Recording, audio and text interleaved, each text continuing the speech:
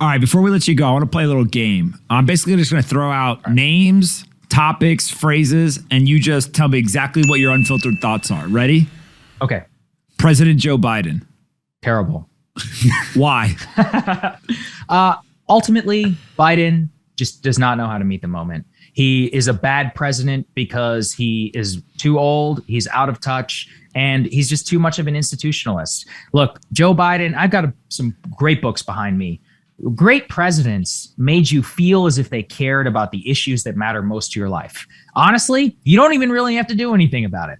FDR didn't solve the Great Depression ever in his entire term of presidency, but he won 3 separate presidential elections because people felt like their life was being ruined and at least the guy in power cared. Look, when you pursue Build Back Better and these voting rights, nobody cares. The price of gas is too expensive. My shit at the grocery store is too expensive. My kid has to wear a mask during school. I can go on. These are not even necessarily great. I don't even have kids, but I'm verbalizing a problem that people have.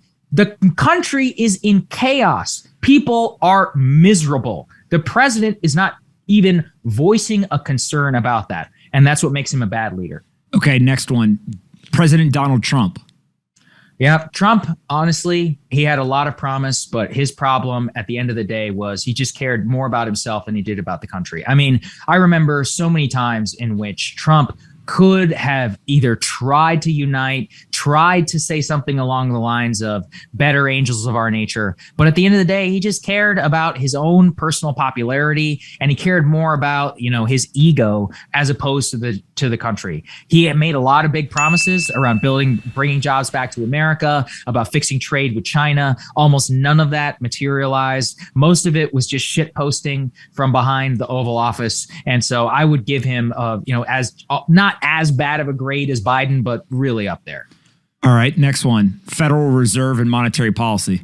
Oh, that's a good one. It's fascinating. I'm sure that, God, I wish we could do this for like an hour because we could talk. I'm going to bring you back like once a month, so don't worry. Yeah, let's do this. Because this is actually something which requires a lot of nuanced discussion. What I would say the biggest failure is around the fact that quantitative easing and all of this was pursued without any democratic input whatsoever, and that the effects of quantitative easing have actually caused and created a system in which people no longer feel any agency in order to have input, either both on their money, but also in how the broader economy runs. And so with the transfer of both wealth and power to just basically a very small group of people who are making all of the decisions which impact 70-85% of the global assets, it makes it so that people feel completely disconnected from the broader global economy. So on that, I have to give them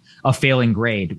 We will probably even disagree about like where, why, and all of that. But the key is this, which is that the actual legitimacy of Americans have in their faith, or have faith in the legitimacy of their economy, is near zero. And honestly, it should be. The shit is fake. And so when you realize that, it's a deeply powerful thing. And I blame the Fed for a lot of that. Next one. Politicians day trading stocks.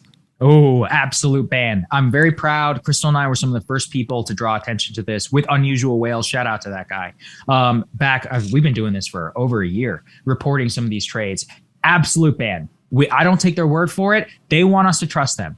Do you trust Nancy Pelosi? Do you trust Dan Crenshaw? No. The answer to that is a flat no. My favorite was Crenshaw recently said that he needed to be able to trade to, quote, better himself. Listen, bro, if you want to better yourself, come out here, actually start your own business. You can come and add economic activity. You're in Congress. Your job is to better the lives of your constituents, of the American people. So screw you. That's really what I have to say to anybody who defends this stuff.